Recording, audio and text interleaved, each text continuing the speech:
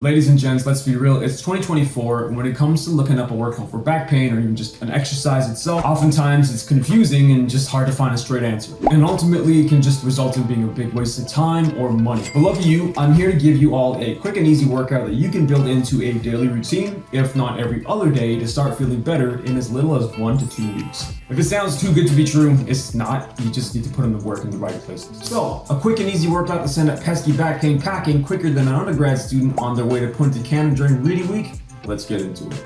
Alright ladies and gents, we're going to kick things off with a classic, yet one of the bread and butter of any good exercise foundational program, the glute bridge. Ladies and gents, the key here is to teach your body to use your glutes and your lower body synonymously to take that pressure and strain off your low back. How do we do that? You have to make sure that our base of support, being our heels here, are nice and flat, because you're going to be pushing through the heels predominantly to get this movement going. If you notice that your shoulders or your neck are doing something funky and actually moving throughout this, take a second and readjust. As far as foot positioning, I do not recommend having your toes point towards each other. Neutral feet or even something with a little bit of toe out is actually what I recommend in this case, because you're going to be able to promote external rotation all that much better. And all we're going to do is push through our heels, lifting our hips up towards the sky. For this one, you want to make sure your core is nice and tight. How do you do that? Just pull that belly button towards the spine and do not, I repeat, do not hold your breath. We're going to go for 10 of these here. Ready, set. As far as breathing, you want to be exhaling as you lift your hips towards the sky and inhaling on the way back down.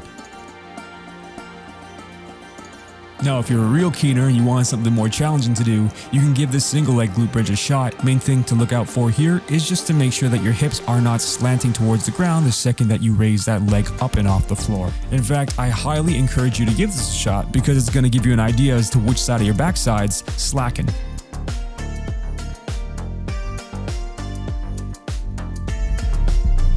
Alright, how was it?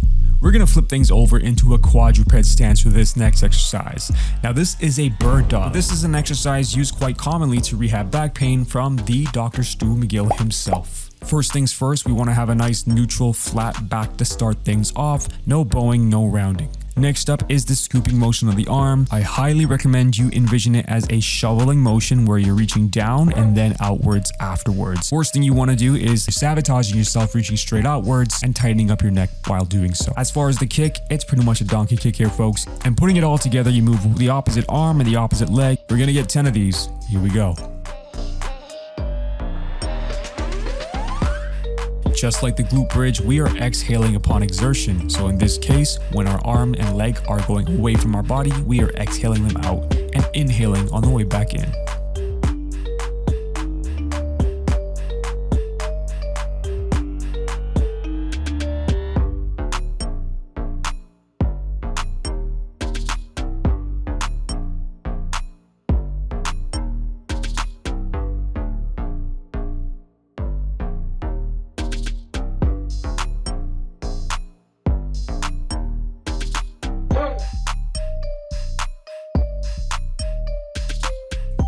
Alright, how you feeling so far? We're going to stay in this quadruped setup here and go on to a mobility exercise known as cat to camel or cat camels. Very weird imagery there.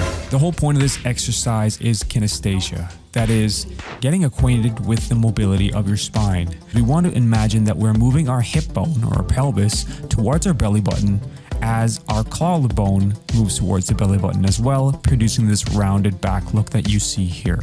After that, we're just unraveling everything. Now you don't need to go into hyperextension and create an arc in your back, just go to what feels comfortable for you. And lastly, I would suggest exhaling as you round forward and inhaling as you release and go back to neutral.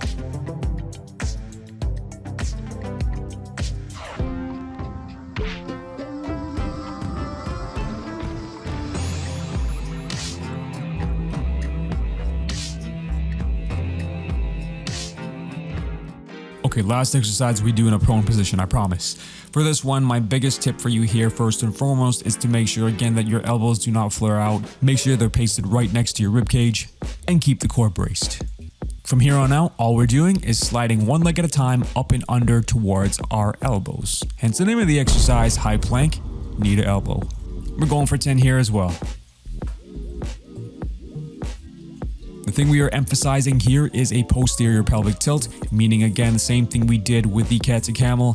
We want to envision our hip bone or pelvis rocking towards our belly button as that knee comes up and under our belly button itself and towards the elbow.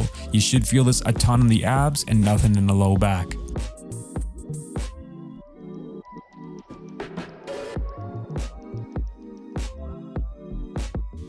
Alright, next up we got a squat to stand variation. Now this is a great exercise because you might be surprised to realize just how much your knees move forwards once you're getting up out of the couch, out of the car, and we want to get rid of all of that. So here's how it's done. We're going to be pressing through the heels as a foundation to get this movement going. As far as a squat stance, I don't recommend standing too narrowly nor too widely. Shoulder width, or if you're feeling adventurous, set up as if you're about to jump up in the air and then take a look at how wide apart your feet are. That's most likely a comfortable squatting width for you.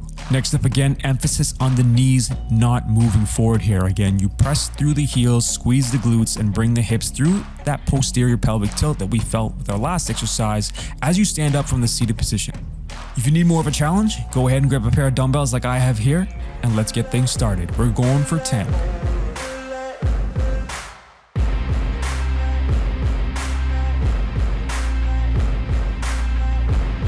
Now on the way back down, feel free to slide your hands along your thighs just to give your body a little bit more of a sense of where it is in space.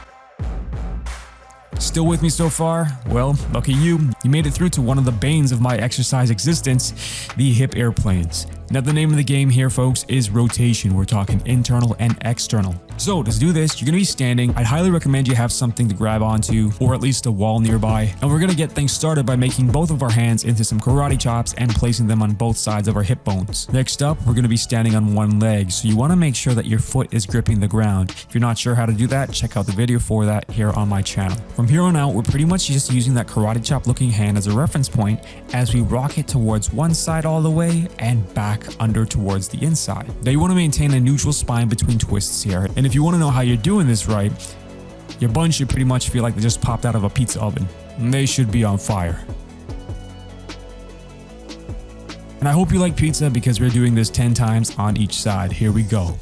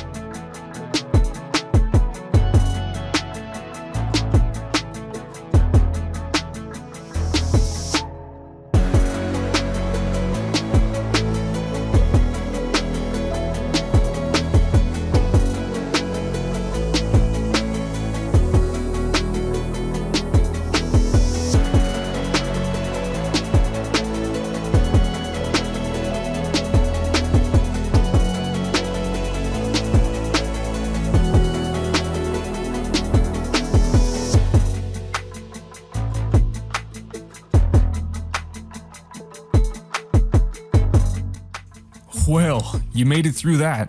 How you doing? You sweating yet? Alright, ladies and gents, if you got through the whole workout, kudos and much respect to you. It's not easy, but you did it. That's step one. As I said, this can be built into a daily routine, or if not every other day. Just keep an eye on how you feel. There should not be any pain whatsoever through at any point. As always, please consult your healthcare practitioner before doing anything you see here on the internet. Also, big thing, if you're interested in understanding why I recommended this specific sequence of exercises, or even just why these work, please check out my body mechanics series located here on the channel. There's a lot of juicy information in there, and if you're like me and you'd like to understand why somebody is saying to do something before you actually go do it, that's what that's for. Alright everybody, that's all I have for you on this one. You know what I always say, may the best you today's be the worst. Tomorrow's. Peace. Even when you feel low, you can still go. Even when you feel slow, you can still go. Go, go, go.